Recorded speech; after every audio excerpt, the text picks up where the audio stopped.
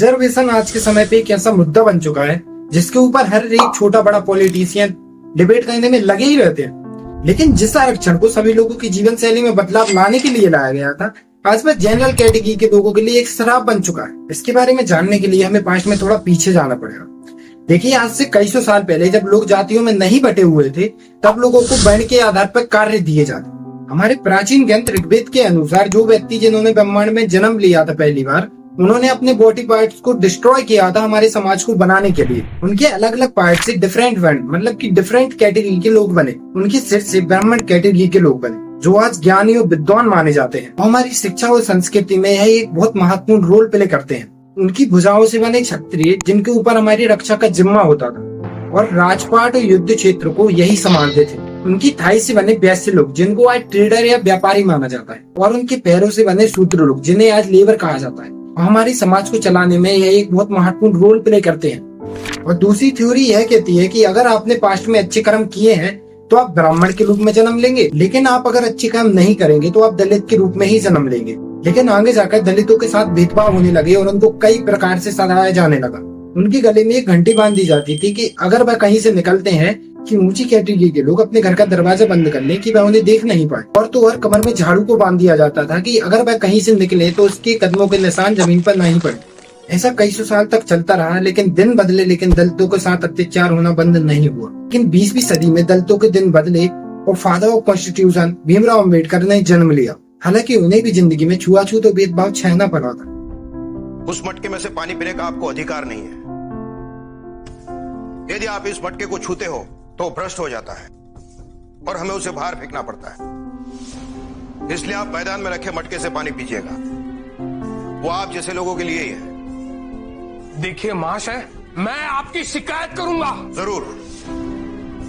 लेकिन जब उन्हें कॉन्स्टिट्यूशन बनाने का मौका मिला तो उन्होंने कई ऐसे लॉ क्लेम किए जिसने लो कैटेगरी के लोगों को अपलिफ्ट करने में मदद करी। जिसमें से एक मेन प्रोविजन जो था वो था रिजर्वेशन, मतलब कि आरक्षण। जिसमें कहा गया कि लोकसभा और विधानसभा के चुनाव में दलितों को सीट देनी चाहिए कि वह खुद को एक बड़े लेवल पर रिप्रेजेंट कर सके। लेकिन रिजर्वेशन को लाने से पहले क्या क्या हुआ, हम थोड़ा उस पर भी नजर डालते हैं। अंग्रेजों के देश छोड़ने से पहले ही भारत ने एक संविधान सभा का निर्माण कराया, जिसका काम था कि भारत के लिए एक मजबूत कॉन्स्टिट्यूशन को बनाना। लेकिन इस सभा में भी रिजर्वेशन को लाने पर कई सवाल उठाए थे कि अंग्रेज ने तो भारत छोड़ ही दिया है, तो हमें रिजर्वेशन की जरूरत क्या है। लेकिन रिजर्वेशन के सपोर्ट में संविधान सभा के सदस्य एस नागप्पा ने कहा कि हमारे देश में आर्थिक, सामाजिक और राजनीतिक माइनॉरिटीज हैं, अगर उन्हें आरक्षण नहीं दिया गया तो हमारे देश में उनकी भागीदारी खत्म हो जाएगी। उनका यह बयान काफी असरदार साबित हुआ और रिजर्वेशन को तय कर दिया गया। शुरुआत में सिर्फ SC/ST के लोगों के लिए प्रस्ताव रखा गया कि उनकी देश में हालत ज्यादा खराब है तो उन्हें नौकरियों में आरक्षण दे देंगे। लेकिन आज की तरह उस समय पे भी इसका काफी विरोध हुआ। लेकिन उस समय पे सिर्फ हमारे भारत में 12% ही लोग पढ़े लिखे थे, जिसकी वजह से इसका उस समय कुछ ज्यादा प्रभाव नहीं पड़ा। जिसके बाद 70.5% रिजर्वेशन SC/ST को दे दिया। आजादी मिलने के बाद जब पहली बार सरकारी नौकरियों की वैकेंसी निकाली गई, इसमें 12.5 वैकेंसीज को अनुसूचित जातियों के लिए रिजर्व रखा गया और 5% वैकेंसीज को अनुसूचित जनजातियों के लिए रिजर्व रखा गया। मतलब कि उस समय पे 17.5% रिजर्वेशन SC/ST को, इसको 1970 में बढ़ा के 22.5% कर दिया गया। और इसके बाद मंडल कमीशन ने एंट्री ली और जो एक गेम चेंजर साबित हुआ, क्योंकि इससे पहले तक ओबीसी जैसा कोई रिजर्वेशन नहीं हुआ। लेकिन जब 1980 में मंडल कमीशन की रिपोर्ट आई तो उसमें कहा गया था कि हमें रिजर्वेशन में बदलाव करने की बहुत जरूरत है। इस कमीशन ने यह रिपोर्ट उस समय के प्राइम मिनिस्टर को सौंप दी, जिसमें देश भर की 3,500 जातियों के बारे में बात की गई थी और उन्हें 27% रिजर्वेशन देने की बात की गई थी। लेकिन उस समय इंदिरा गांधी की सरकार थी और इंदिरा गांधी की मृत्यु के बाद राजीव गांधी ने प्राइम मिनिस्टर की कुर्सी ली। लेकिन इन दोनों प्राइम मिनिस्टर ने इस रिपोर्ट पर कोई ध्यान ही नहीं दिया। लेकिन 1990 में नॉन कांग्रेस की सरकार बनी और VP सिंह हमारे देश के प्रधानमंत्री, जिन्होंने इस रिपोर्ट पर ध्यान दिया और 27% रिजर्वेशन को देश में लागू करा दिया। जिसके बाद कई दंगे हुए और कई लोग मारे गए और VP सिंह की सरकार गिर गई। फिर 1991 में कांग्रेस सत्ता में आई और prime minister PV Narasimha Rao को बनाया गया। 10% EWS economic weaker section reservation इन्हीं के समय में लाया गया था। लेकिन जैसे ही 10% EWS का मामला सामने आया, फिर एक और बार एक ऐतिहासिक फैसला सुनाया। दरअसल हुआ क्या, 1992 में दिल्ली की एक पत्रकार इंदिरा साहनी ने सुप्रीम कोर्ट में एक रिपोर्ट दर्ज कराई और कहा कि 15% आरक्षण हमारे देश के रिसोर्सेज के लिए सही नहीं होगा। जिसके बाद सुप्रीम कोर्ट ने इंदिरा साहनी के पक्ष में फैसला सुनाया और उन्होंने कहा कि आरक्षण को 50% से ज्यादा नहीं बढ़ाए। लेकिन 2022 में सुप्रीम कोर्ट ने इंदिरा साहनी के जजमेंट को पीछे छोड़कर आरक्षण को सीधा 50% से 10% बढ़ाकर 60% कर दिया और 10% आरक्षण जनरल EWS सेक्शन के लोगों को दिया गया। लेकिन रिजर्वेशन को लेकर कई कैटेगरी के लोगों ने प्रोटेस्ट किया है। फरवरी 2016 में हरियाणा के जाटों ने प्रोटेस्ट किया और उन्होंने जाट समाज को ओबीसी में शामिल करने की मांग करी। लेकिन 1990 में जब मंडल कमीशन के बेसिस पर 3500 जातियों को 27% रिजर्वेशन दे दिया गया, तभी से जाट समाज के लोग खुद को भी ओबीसी में जोड़ने की मांग करते रहे। इनकी आर्थिक मांग को लेकर NCBC national commission for backward classes ने एक बार रिव्यू किया, जिसमें हरियाणा, राजस्थान, उत्तर प्रदेश, मध्य प्रदेश, दिल्ली के जाट शामिल थे। एनसीबीसी ने रिव्यू करके पाया कि राजस्थान की जाट कम्युनिटी ओबीसी रिजर्वेशन के लिए क्वालिफाइड है, लेकिन सिर्फ भरतपुर, धौलपुर के जाट लोगों को छोड़कर, क्योंकि इन जगहों पर पहले जाट ही राज किया करते। एनसीबीसी को राजस्थान को छोड़कर किसी भी स्टेट के लोग ओबीसी के लिए क्वालिफाइड नहीं लगे।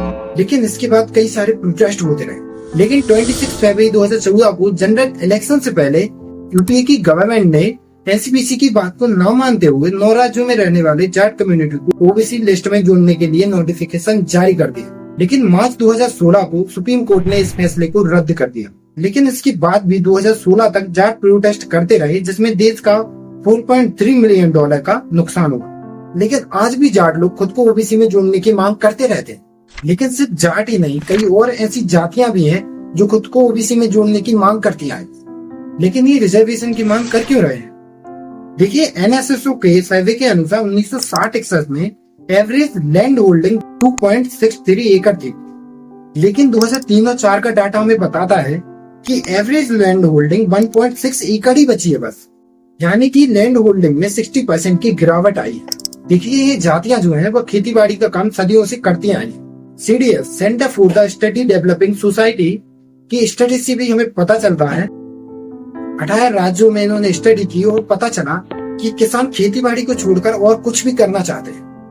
देखिए, किसानों के पास खेती बाड़ी से निकलने के बाद बस एक यही काम बचता है, वो है अर्बन जॉब। लेकिन एग्रीकल्चर बैकग्राउंड से होने के कारण ये जातियां पुलिस और आर्मी जैसी नौकरियों में भर्ती होना चाहती हैं। लेकिन खेती बाड़ी छोड़ने के कई और कारण: under developed irrigation system, land holding, government assistance के चलते खेती बाड़ी आज बहुत घाटे का काम हो गया है, जिसकी वजह से कई पावरफुल कम्युनिटीज कर्ज में डूब रही हैं और जीवन यापन करना उन्हें मुश्किल हो रहा है, जिसकी वजह से महाराष्ट्र, राजस्थान और उत्तर प्रदेश तक के किसानों की आत्महत्या की खबरें आए दिन आती रहती हैं। इसकी वजह से ये कम्युनिटीज रिजर्वेशन की मांग करती रहती।